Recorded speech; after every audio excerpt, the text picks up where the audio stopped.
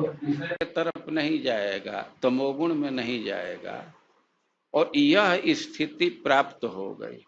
और मुनिर विचष्टे ननु तत्र ते गति, और बहुत आसानी से भगवान का अनुभव किया जा सकता है। तो चित्त की यह स्थिति चाहिए।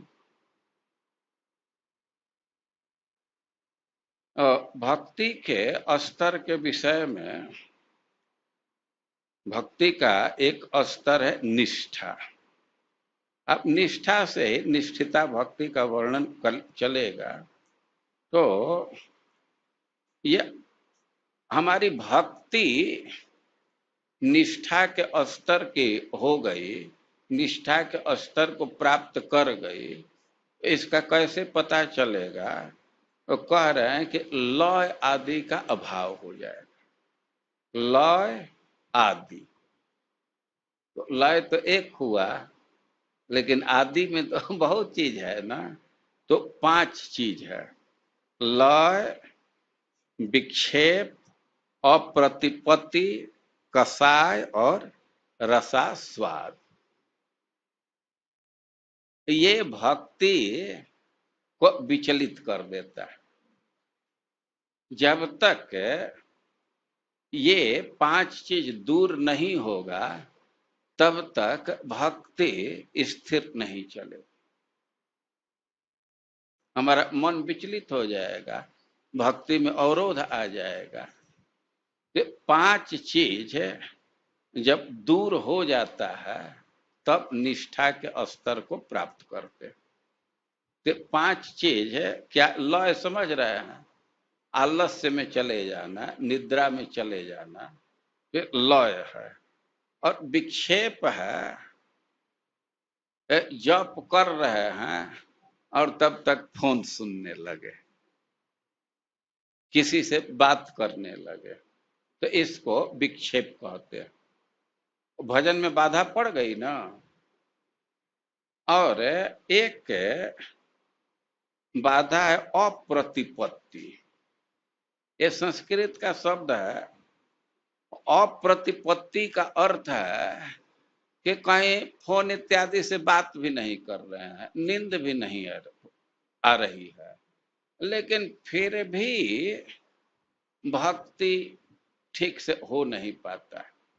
कभी कभी ऐसी स्थिति आती है ना कि ठीक से ही बैठे हैं, कोई आलस्य नहीं है और कहीं विक्षेप भी नहीं है, लेकिन फिर भी जैसा चाहते हैं उस हिसाब से अटेंशन नहीं बन पाता है।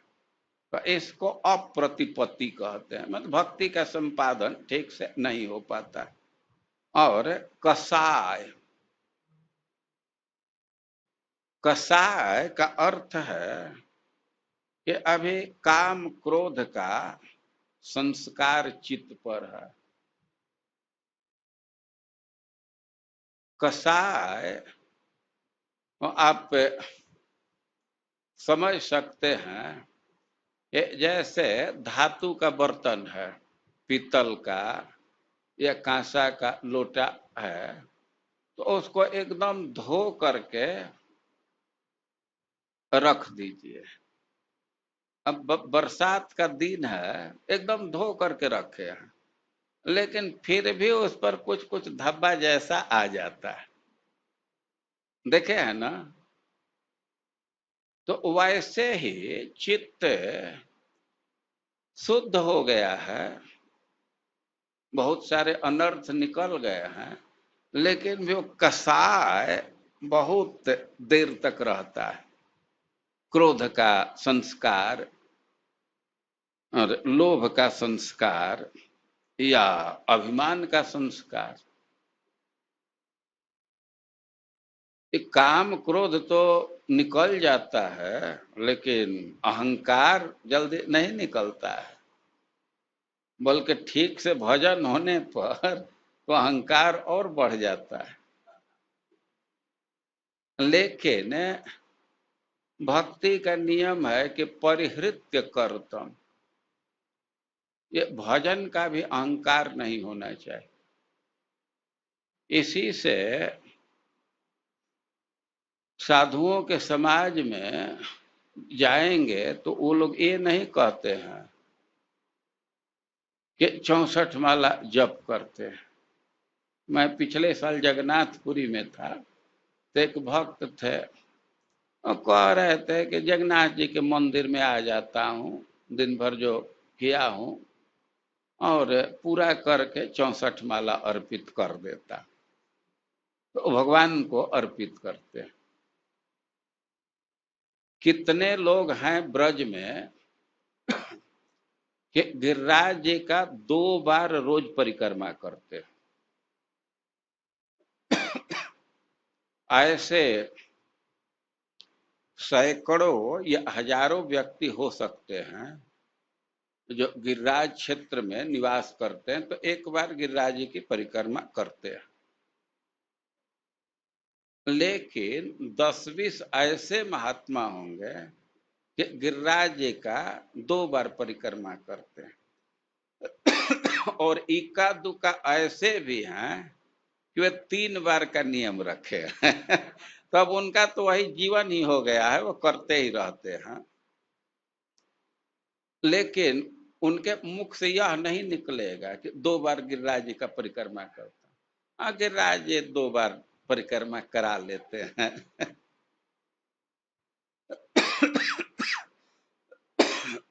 हम कह रहे हैं कि कसाय कुछ कुछ नहीं, हमको नहीं कुछ चाहिए, वो गर्व का भी संस्कार रहता है।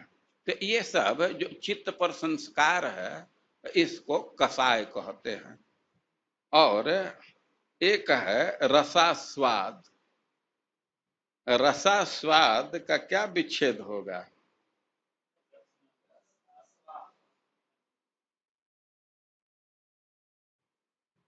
रस आस्वाद। अच्छा, और दूसरा इसके अतिरिक्त भी कुछ होगा? रस आस्वाद, ठीक है। हैं? रस आस्वाद भक्ति कर रहे हैं, जप कर रहे हैं, लेकिन उसका टेस्ट अनुभव नहीं कर रहे हैं, स्वाद नहीं ले रहे हैं, यह रसास्वाद है। खास करके विषय उपस्थित हो गया तब तुरंत इधर का रस खत्म हो जाता है। तो ये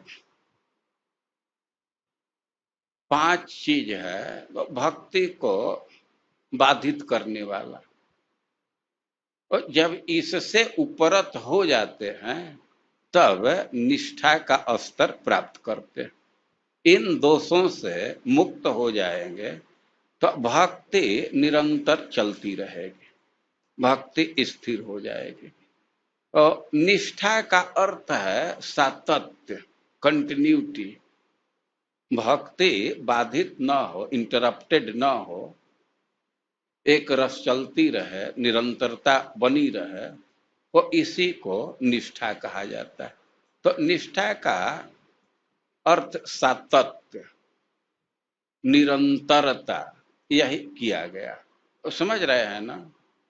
अब निष्ठा के विषय में एक महत्वपूर्ण चीज है कि कभी कभी भक्ति में निष्ठा देखी जाती है और कभी कभी भक्ति के जो अनुकूल चीज है उसमें निष्ठा देखी जाती है।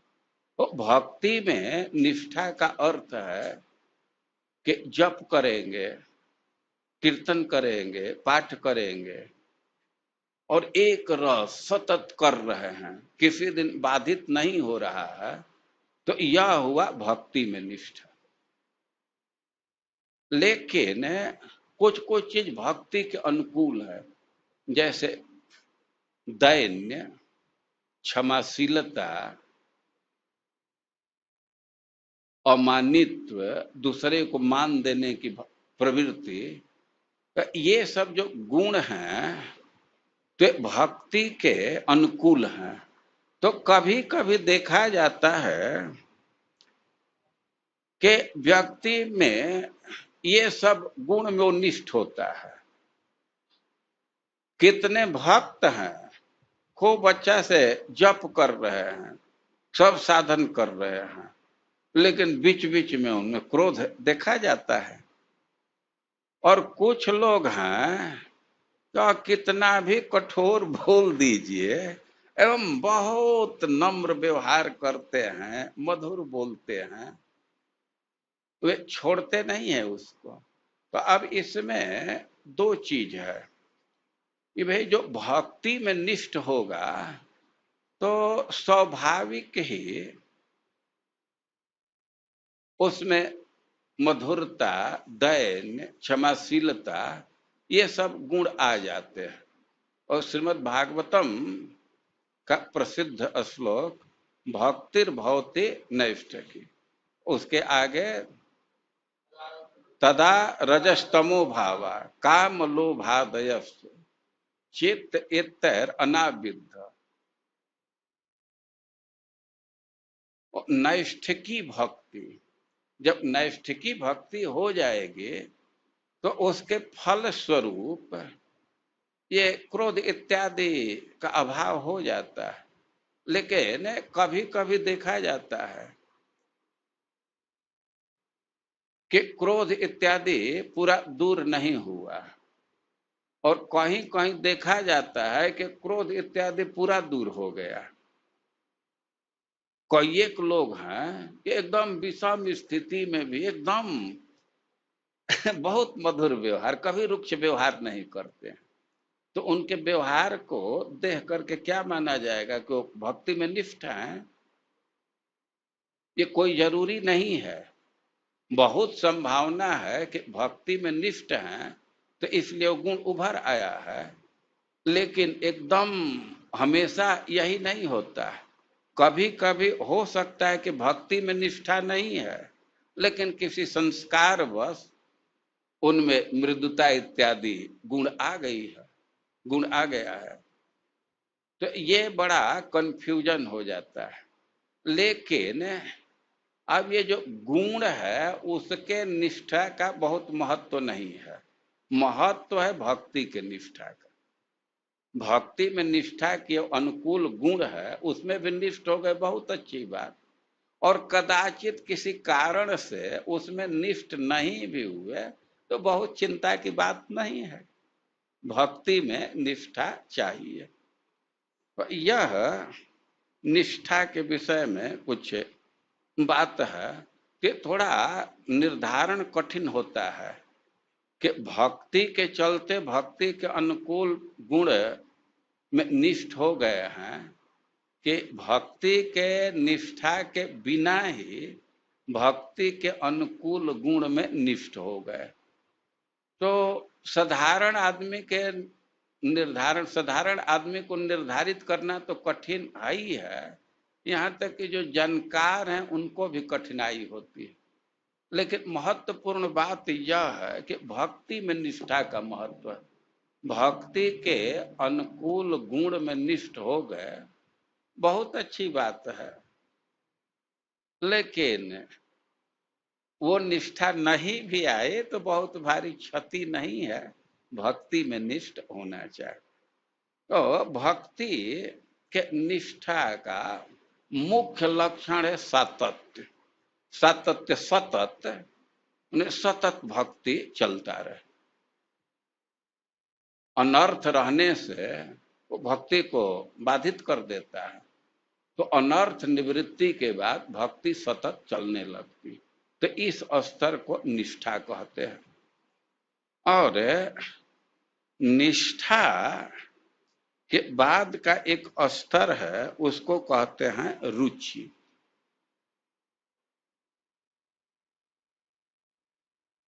भाई रुचि का क्या अर्थ है?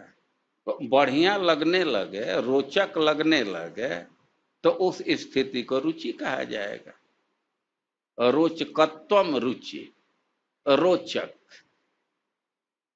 रोचक समझ रहे हैं ना? जिसका आस्वादन करना अच्छा लगता हो।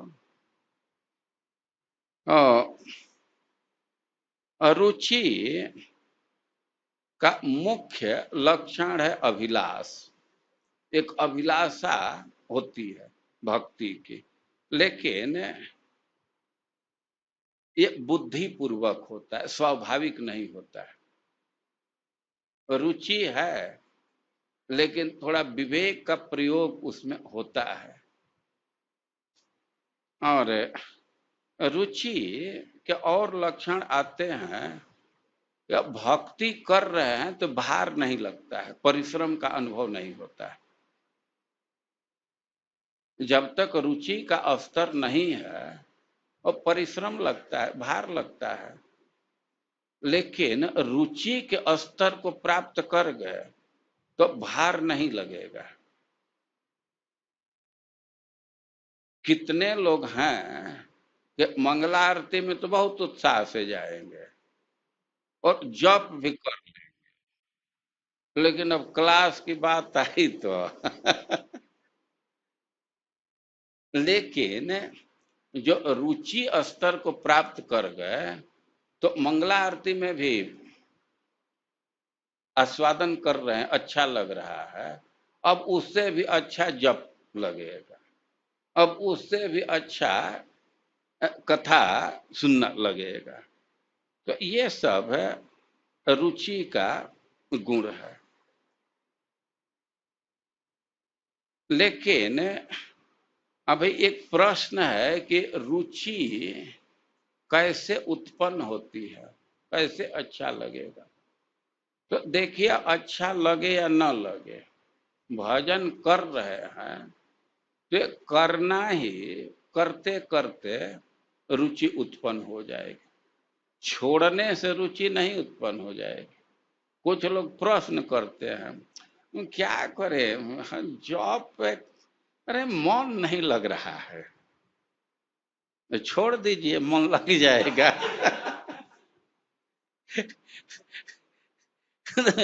छोड़ने से तो नहीं मन लग जाएगा ना, लेकिन करते रहेंगे तो मन लगने लगेगा, तो रुचि उत्पन्न हो जाएगी।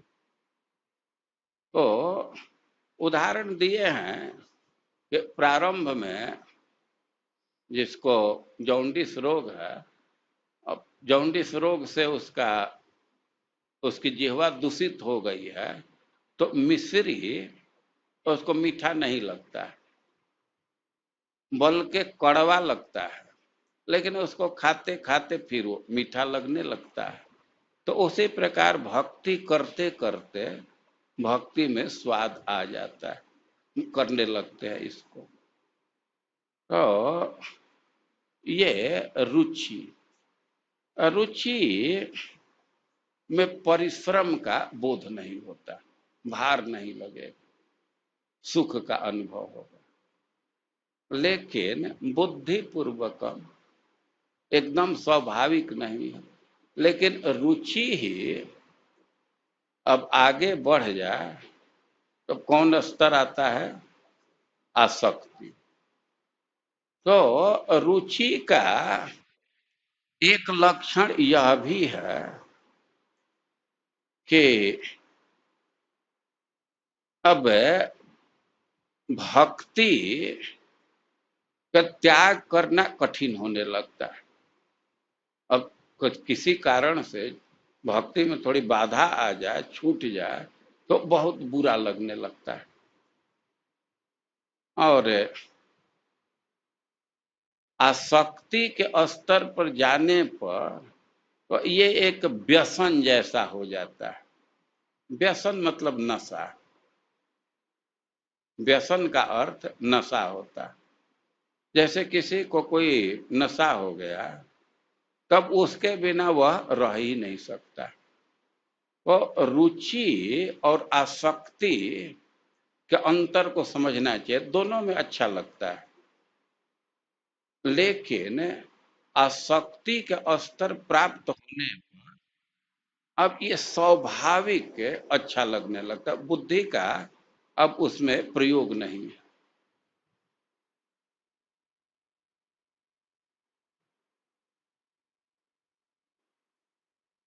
ये बुद्धि के प्रयोग और स्वाभाविक, इस बात को कैसे समझेंगे। जैसे स्नान करते हैं, खास करके गर्मी का दिन है तो स्नान कर रहे हैं, तो ये बुद्धिपूर्वक स्नान कर रहे हैं, स्नान करना चाहिए। कुछ उसमें बौद्धिकता का भी अंश है, लेकिन अब सोने की बात है उसमें कोई बुद्धि नहीं लगाना, हम स्वाभाविक सो जाते हैं। ये भक्ति का स्तर धीरे धीरे बढ़ता जाता है, तो एकदम नशा जैसा हो जाए, स्वाभाविक हो जाए, अब सुख अनुभव होने लगे, उसके अभाव में व्यग्रता होने लगे, और उस स्तर को आसक्ति कहते हैं। जिसको किसी चीज का नशा हो गया तो न मिलने पर बहुत परेशान हो जाता है, बहुत परेशान हो जाते हैं। बिहार में नीतीश कुमार जी शराबबंदी किए, तो पहले से ही तैयारी करके जो इस विषय के जानकार हैं, तो उनको पता था कि शराब बंद करने पर वो शराब के लिए बहुत बहुत कुर्फात करेंगे, उसके बिना उनको रहना बहुत कठिन होगा। तो हॉस्पिटल को पहले से निर्देश था कि बहुत लोग आएंगे हॉस्पिटल में, और ऐसा लोग बतलाते हैं कि शराब बिना इतना व्यग्र हो जाते थे लोग कि साबुन खाने लगे कई एक लोग, साबुन। अब साबुन खाने से शरीर में जाएगा तो उसका तो कुछ गड़बड़ी होगा ही न, चलो हॉस्पिटल। तो आसक्ति के स्तर पर आने पर अब उसके लिए बेचैन हो जाते हैं। और रुचि और आसक्ति का अंतर यह है कि रुचि के स्तर पर तो भक्ति के साधन में, भक्ति के अंग में अंग का नशा होता है, उसको चाहते हैं, उसमें सुख अनुभव करते हैं। और आसक्ति के स्तर को प्राप्त कर गए तो भक्ति भी रोचक है और भगवान अच्छे लगने लगते हैं। और अब आप फल देखते हैं, फल के पहले फूल होता है, और फूल के पहले क्या होता है? फूल के पहले कली कहते हैं, कोढ़ी हम लोग कहते हैं, कली, कली। तो आसक्ति एक तरह से कह सकते हैं कि कली रूप है। और कल ये शुभ कृष्ण किसी का प्रश्न पढ़े, माता जी का प्रश्न, कि परमात्मा भक्त तो पहले से हृदय में है, भगवान का हृदय में आने का क्या मतलब? ये चित्त निर्माण, ये क्या मतलब कि चित्त निर्माण करते हैं कि भगवान का अनुभव हो, भगवान इसमें आवे। और देखिए, जब आसक्ति के स्तर को प्राप्त हो जाते हैं तो इतना आवेश हो जाता है भजन का, और चित्त तदाकार होने लगते कि ऐसा लगता है कि अब झक से भगवान का प्रकाश दिख जाएगा। दिखता नहीं है, लेकिन लगता है कि भगवान के कांति दिख जाएगी। कैसे उनके शरीर से कांति निकल रही है, लगता है कि अब दिख जाएगा। और वही जब भाव के स्तर पर हो जाते हैं तो भगवान की कांति दिखने लगती है। भगवान के शरीर से एक प्रकाश निकलता है ना, तो प्रकाश प्रकट दिखने लगता है। भगवान के चरण में जो नुपुर है तो उसकी ध्वनि सुनाई देने लगती, भगवान के बंसी की आवाज का अनुभव होने लगता है। और प्रेम के स्तर को प्राप्त कर गए तो हृदय में प्रकट देखने लगते हैं। कैसे ब्रह्म संहिता का संत सदैव प्रेमांजन छुरित भक्ति विलोचने, संत हृदय से विलोकयंती। तो ये सब है भक्ति के स्तर हैं और भक्ति रसामृत सिंधु में भाव स्तर का बहुत विस्तार से विवेचन किया गया और प्रेम का तो विवेचन किया ही नहीं जा सकता। चैतन्य महाप्रभु कह रहे हैं कि अब कोई पागल व्यक्ति होगा वही अब प्रेम के विषय में भाषण शुरू करेगा। हम कह रहे हैं कि मान लीजिए कि तो पागल का काम है, उन्हें सेन व्यक्ति को ये नहीं करना चाहिए, लेकिन फिर भी हम पागल बन के और कुछ वर्णन करें भी तो विश्वास कौन करेगा उस पर।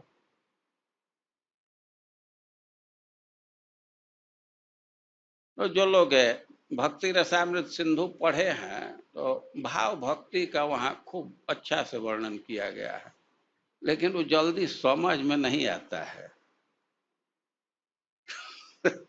वो रूप गोस्वामी जो भी वर्णन कर रहे हैं जहां विशेष शब्द आ गया तो अब यही समझना चाहिए कि जटिल चीज है। सांद्रानंद विशेष आत्मा, अब विशेष आत्मा क्यों कह दिए? अब उसका वर्णन ठीक ठीक किया ही नहीं जा सकता तो अब क्या कहे? अब उसके लिए कोई उपयुक्त शब्द नहीं है, उपयुक्त शब्द में उसके स्वरूप को नहीं व्यक्त कर सकते हैं, तो विशेष आत्मा, तो सांद्रानंद विशेष आत्मा वह एक विशेष अवस्था। विशेष अवस्था का अर्थ यह है कि चित शक्ति तो है, सच्चित आनंद है, आनंद है, लेकिन उसमें संवित वृत्ति का प्रकाश अधिक होता है। संवित वृत्ति का प्रकाश है कि ज्ञान शक्ति उसमें होता है, तो केवल आनंद ही का अनुभव नहीं करते हैं, वो भगवान का अनुभव होने लगता है, देखने लगते हैं, ज्ञान शक्ति होती है। और उसके कई एक लक्षण दिए गए हैं। तो आज हम लोगों को मुख्य रूप से इस बात को समझना है कि निष्ठा का अर्थ है कि लय विक्षेप, अप्रतिपत्ति, कसाय और रसास्वाद से जब मुक्त होकर के व्यक्ति सतत रूप से भक्ति करता है और भक्ति में स्वाद मिलने लगता है और भगवान को प्राप्त करने की, भगवान की भक्ति करने की अभिलाषा जागृत होती है, तो इस अवस्था को रुचि नहीं, इस अवस्था को ने ये रुचि के अंतर्गत निष्ठा इसको कहते हैं, ये निष्ठा है। इससे मुक्त हो करके तो ये निष्ठा है। अब निष्ठा के भी भेद को देखें तो इसके तीन भेद किए जाते हैं, कायिक, वाचिक और मानसिक। लेकिन क्रम भी प्राय यह है कि पहले जो शरीर से भक्ति करते हैं इसमें निष्ठ हो जाएंगे, तब वचन से जो भक्ति की जाती है उसमें निष्ठा की प्राप्ति होगी और उसके बाद मानसिक भक्ति में निष्ठा प्राप्त होगी। लेकिन सदा यह क्रम नहीं चलता है। किसी किसी व्यक्ति को देखते हैं ना कि किसी व्यक्ति में शरीर में बहुत ताकत होता है और कोई कोई व्यक्ति है कि शरीर में बहुत ताकत नहीं है लेकिन उसमें उत्साह बहुत रहता है, वो निराश कभी नहीं होता है। शरीर से कमजोर ही है लेकिन उसके मन की शक्ति अधिक है। किसी किसी के इंद्रियां बहुत पटु हैं। तो उसी तरह से कोई कोई व्यक्ति शरीर से की जाने वाली भक्ति में हो सकता है कि निष्ठ ना हो, लेकिन वो वचन से की जाने वाली भक्ति में निष्ठा को प्राप्त कर सकता है, मन से की जाने वाली भक्ति में निष्ठा को प्राप्त कर सकता है। तो एक्सेप्शनल केस में ऐसा भी होता है, लेकिन सामान्य धारा है कि पहले शरीर से संपादित करने वाले भक्ति में निष्ठा है।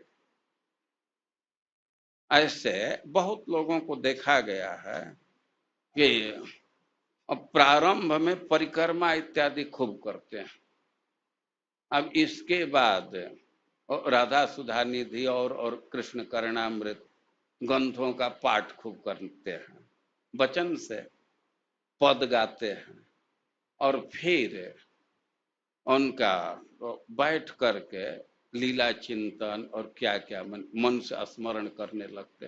तो क्रम यह है कि पहले शरीर से की जाने वाले भक्ति में निष्ठा आती है। ये बहुत कम संभावना है कि सुबह मंगला आरती में न जाएं और खूब अच्छा चिंतन करने लगेंगे।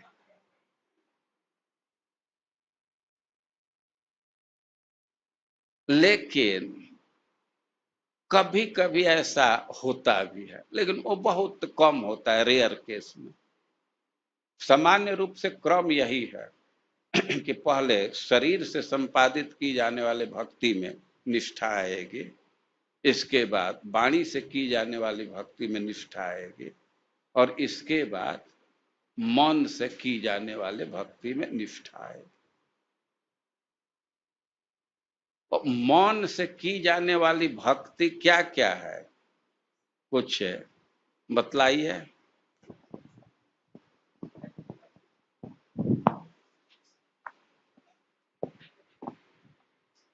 भगवान के लीला आदि का चिंतन करना, हाँ, स्मरण और भगवान का ध्यान। रूप को ध्यान करना। हाँ, रूप ध्यान, लीला ध्यान, सेवा ध्यान। तो स्मरण और ध्यान दो, ठीक। और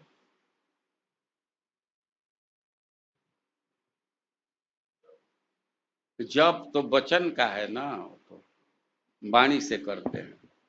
मंत्र जप, गायत्री जप वगैरह तो हाँ, गायत्री जप तो जिह्वा से किया जाता है ना। आए नहीं, गायत्री मन में नहीं करते हैं, गायत्री बोल करके करते हैं। इतना बोलना है कि दूसरा न सुने।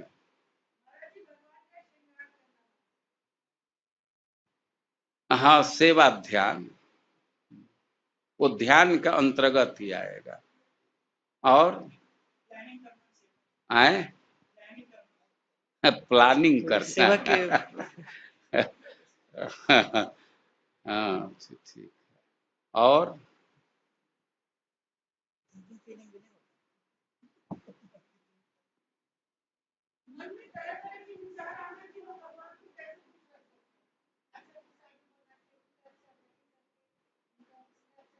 हाँ, तो ये तो हाँ, ठीक है। ये सेवा ध्यान में आएगा या विचार कर रहे हैं तो दास्यम, ये दास्य भक्ति है, इस पर बहुत झगड़ा है। लेकिन मुख्य रूप से मन की भक्ति है। भाई कहेंगे कि दास का मतलब है सेवा करना, ये तो शरीर से करते हैं, शरीर का काम है। लेकिन ये परिचर्या भक्ति का अंग है। तो ये सब सेवा तो परिचर्या के अंतर्गत, अर्चन और परिचर्या ये दो है। अर्चन में मंत्र पूर्वक सेवा करते हैं, और परिचर्या में हम बर्तन धो देना, झाड़ू लगा देना। तो जहां जो कोई कहता है कि दास्य मतलब सेवा करना, तो परिचर्या के अंतर्गत आ जाएगा। तो दास्य भक्ति मन की भक्ति है। मैं भगवान का सेवक हूं, या ये तैयार रहना कि कब सेवा का अवसर आएगा, तो इस भावना का ही नाम दास्य है। मैं सेवक हूं, इस भावना को बनाए रखना यह दास्य भक्ति। यह अभिमान जाई जने भोरे, मैं सेवक रघुपति पति मोरे। दास्य भक्ति और सख्य भक्ति ये मुख्य रूप से मन की भक्ति है, समग्र रूप से नहीं कह रहे हैं, मुख्य रूप से। सख्य में भी झगड़ा है। कुछ लोग भगवान के साथ सोते हैं, बैठते हैं, लेकिन अब साधन वैधि भक्ति में तो अपराध के स्तर पर चला जाएगा। अब डीटी रूम में ही खाटी लगा करके सोई है। वैधि भक्ति में तो इसको मान्यता नहीं मिलेगी ना, रागानुगा में चलेगा।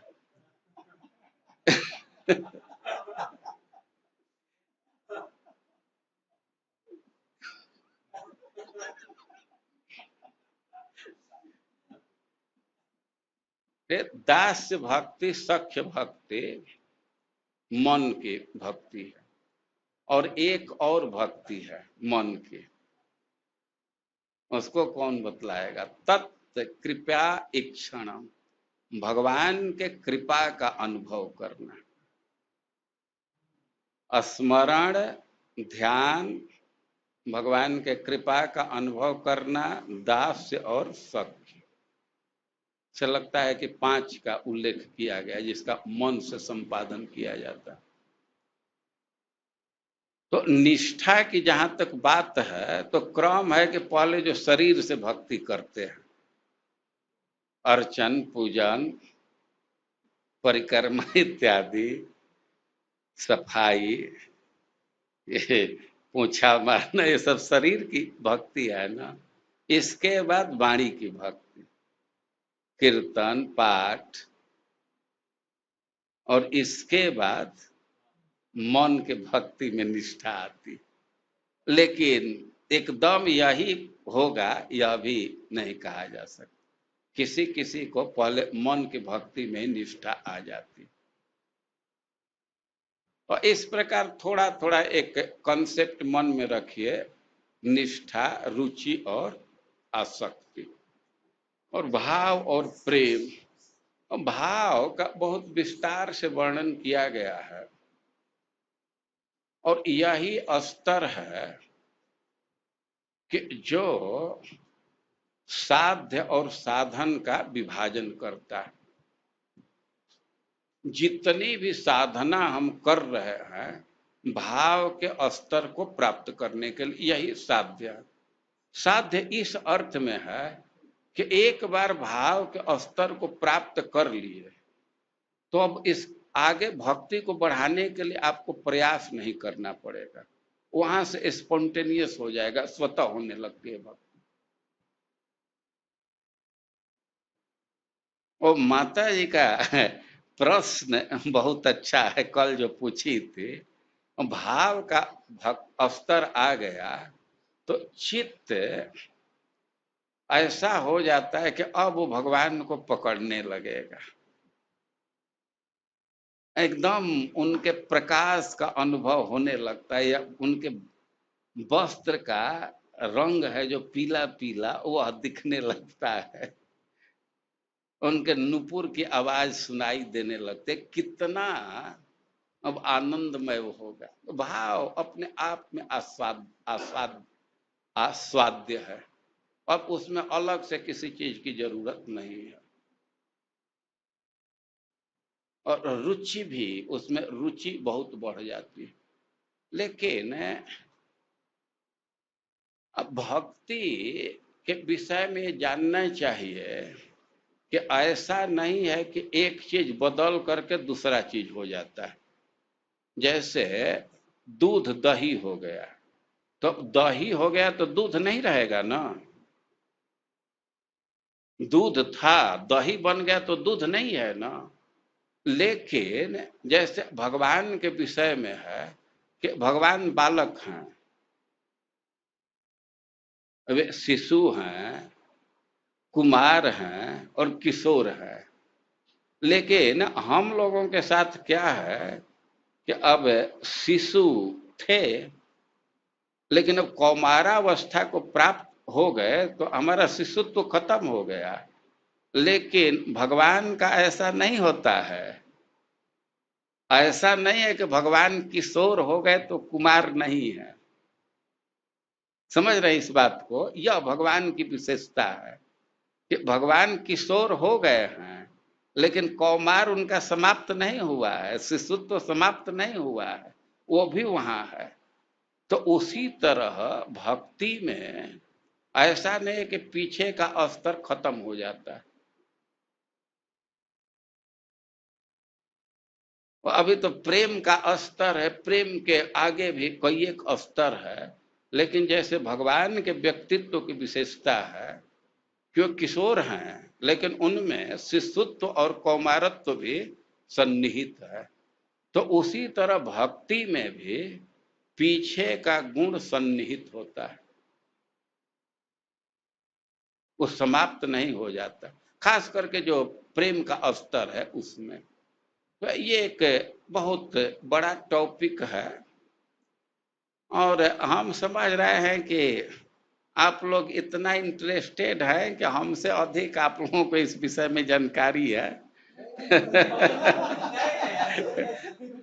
सब लोग अपना पढ़ पढ़ करके पहले से तैयार है।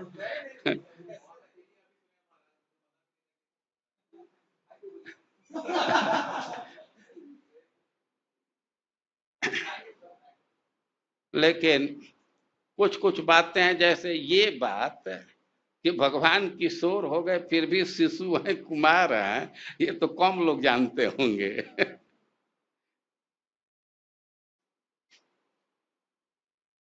देखिए, कल भी ये क्लास चलेगा, परसों भी इच्छा हो रही है कि भागवतम का श्लोक एक दो किया जाएगा, और इस दृष्टि से कि भागवत का कैसा श्लोक है, उसका क्या स्तर होता है, थोड़ा इसका अनुभव कराने के लिए। कल से भागवतम का श्लोक लेंगे।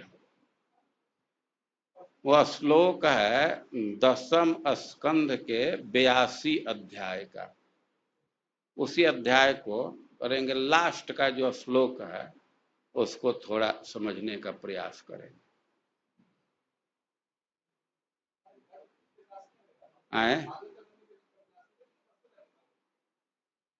कल माधुर्य कादम्बनी पर भी हो सकता है, थोड़ा भाव प्रेम का कुछ कर सकते, जैसे आप लोगों की इच्छा। एक्चुअली हमारा भी कुछ निश्चय नहीं लग रहा है कि एक दो दिन के बाद कुछ हमारा दूसरा एंगेजमेंट हो जाएगा, हम देखते हैं।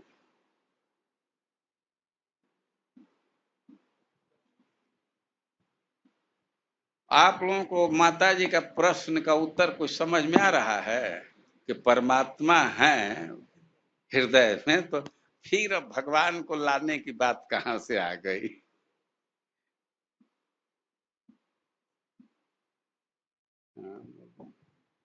हरे कृष्ण महाराज। जैसे कोई भाव स्तर में आ गया है, फिर उसके बाद अपराध के बाद ह्रास जब हो जाता है, क्या फिर से वही स्तर में जैसे रुचि आसक्ति फिर भाव होता है, या कैसे क्या?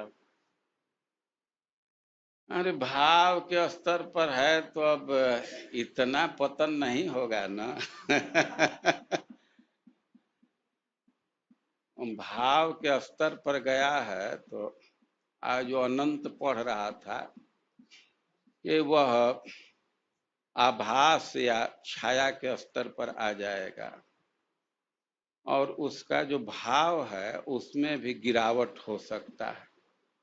जैसे वात्सल्य भाव को है, अपराध करने से अब शक या दास्य पर आ जाएगा, लेकिन अपराध से जो ह्रास होता है फिर भक्ति करने से वो कवर हो जाता है।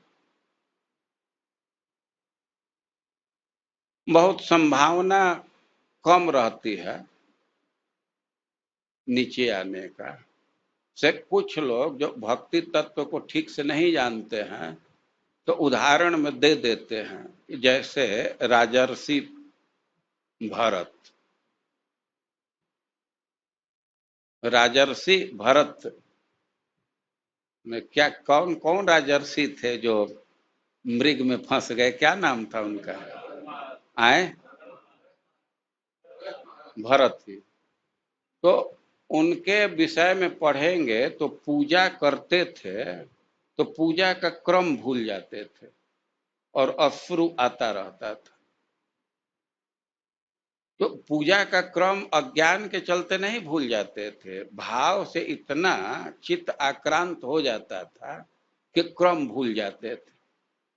अब पहले जल दे करके रुमाल से पूछना चाहिए, तो हमेशा वो क्रम नहीं रखते थे, पूजा करते थे रोज, लेकिन इस स्तर को प्राप्त हो गए थे कि अब कभी कभी क्रम को भूल जाते थे और आंख से आंसू आते रहते थे, तो भाव स्तर के थे।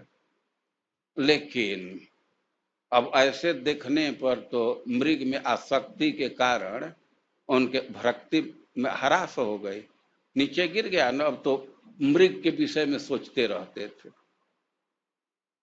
लेकिन इसी ग्रंथ में कहीं लिखा गया है कि उनका जो पतन हुआ है तो अपराध के चलते, आसक्ति के चलते नहीं, वो भगवान के इच्छा के चलते। कभी कभी भगवान ऐसी परिस्थिति में डाल देते हैं कि बाहर से लगेगा कि तो बड़ा दुखद स्थिति है, लेकिन उसी से भक्ति की वृद्धि होती है। तो भगवान कभी कभी भक्ति के वृद्धि के लिए बहुत बुरा स्थिति में डाल देते हैं। देखिए, राजर्षि भरत का अपराध होता या पतन होता तो मृग शरीर में भी वे भक्ति का संपादन नहीं करते, वे मृग शरीर में चले गए, लेकिन हमेशा सावधान रहते थे कि अब आसक्त नहीं हो। सूखा पत्ता खाते थे, हरा हरा घास नहीं चरते थे, सूखा पत्ता खाते थे, और शरीर छोड़ते समय मृग शरीर से भी स्पष्ट हरे नारायणाय नमः बोले। ये बहुत उच्चतर भक्ति का द्योतक है। और उसके बाद तो जब भरत बने तो उनके कैसी चेतना थी कि एकदम मस्तक काटने के लिए तैयार हैं, तलवार उठा लिए हैं, लेकिन उन पर कोई विक्रिया नहीं, एक रस, क्योंकि वे दैहिक धारणा पर थे ही नहीं और कृष्ण भावना में निमग्न थे।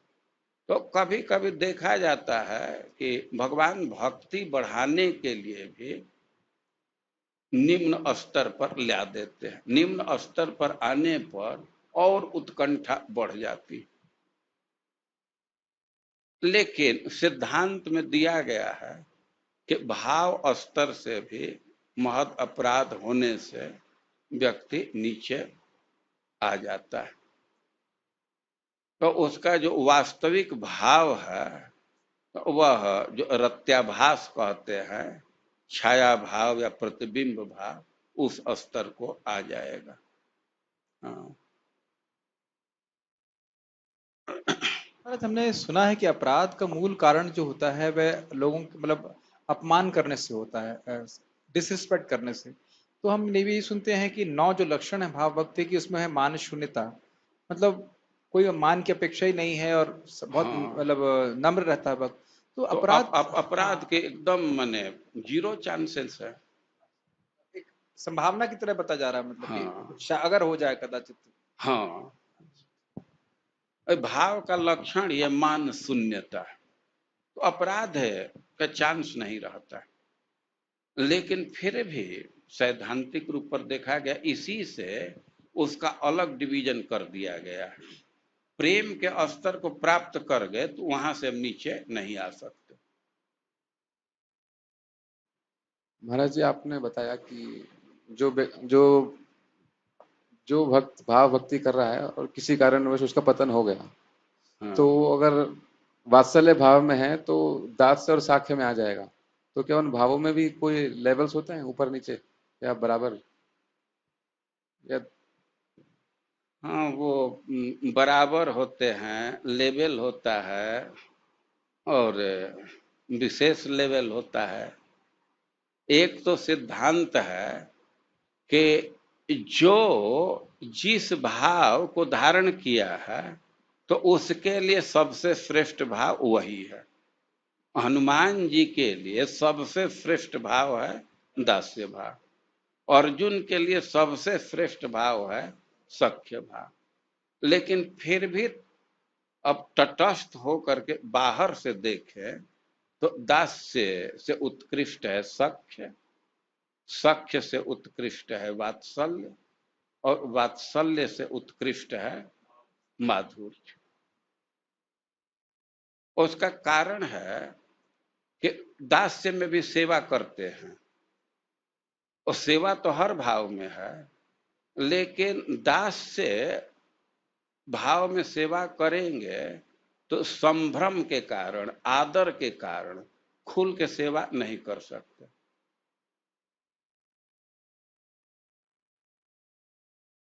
खुल करके सेवा नहीं कर सकते। मान लीजिए कि आप भगवान को खिला रहे हैं और भोग बहुत चीज लगाए, और मान लीजिए कि कदाचित कोई चीज छूट गया और आप उसको खा रहे हैं, तो लगा कि ये तो बहुत अच्छा है, तो भाई अच्छा चीज है तो भगवान को देना चाहिए ना। लेकिन जो दास्य भाव में है तब तो जूठा कर दिया तो नहीं देगा भगवान को ना। लेकिन सख्य रस में है, और ये भाई ये मिठाई वो छोड़ो ना, ये खाओ ना। देखिए सेवा का स्तर बढ़ता जाता है। दास्य भाव में है तो बहुत लिमिटेशन है सेवा का, सीमित स्तर तक सेवा करेंगे। भाई हंसी से किसी को दुख लगता है, हंसी भी एक सुख का साधन है ना। हंसना, विनोद करना, तो इससे भी सुख संपादन ही होता है ना। लेकिन दास्य रस में तो इस सेवा को नहीं कर सकते, सख्य में कर सकते हैं। और वात्सल्य में चले गए तो एक थप्पड़ लगा करके भी सेवा कर सकते हैं।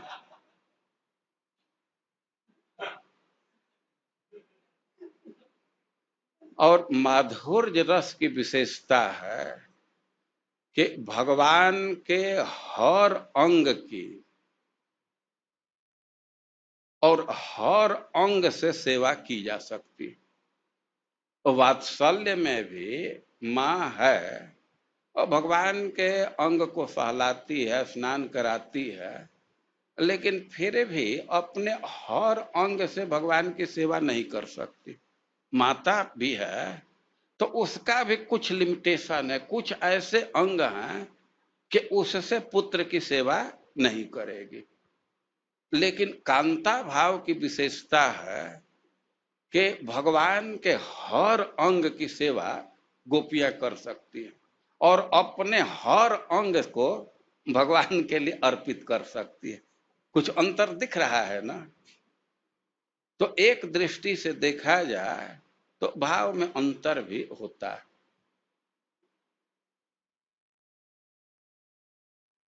हाँ, अरे ये समझ में नहीं आया मेरे को कि हम लोग का जो साध्य भाव है तो नित्य सिद्ध है, तो ये वात्सल्य से साख्य और साख्य से नीचे आना का, ये बात थोड़ा समझ में नहीं आ रहा मेरे को कि अपराध अगर हो जाता है तो भाव के स्तर से व्यक्ति भाव के स्तर में भी वह वात्सल्य से इंग्लिश में कहेंगे डिमोट हो जाता है, या जो भी कहें, ऐसा कैसे हो सकता है? पतन का क्या मतलब है? आप पतन का मतलब बतलाइए। अरे जो हमारी नित्य स्थिति है उससे स्खलित हो जाना, हट जाना, इसी को पतन कहेंगे ना। तो पतन हो रहा है तो होगा ही ना। महाराज जी, जब प्रगति होती तो भी ऐसी होती है कि पहले दास, पहले शांत, फिर दास से फिर साख्य, फिर ऐसे ही मतलब भाव प्रकट होता है क्या? नहीं, भाव ऐसे प्रकट नहीं होता है। भाव देखिए, जो शांत रस है तो सबके लिए जरूरी है। इसमें शांत रस के दो गुण है, वैराग्य और निष्ठा। तो जब तक ये दो गुण नहीं कोई धारण करेगा तब तक कोई भाव प्रकट ही नहीं होगा। ये तो सबके लिए आवश्यक है।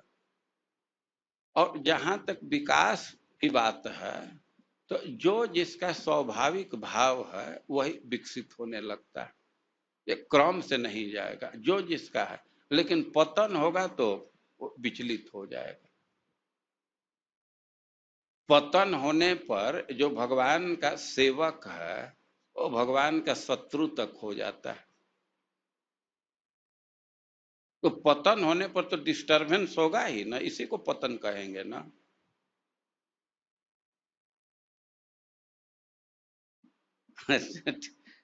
ठीक है। जगत गुरु श्रील प्रभुपाद की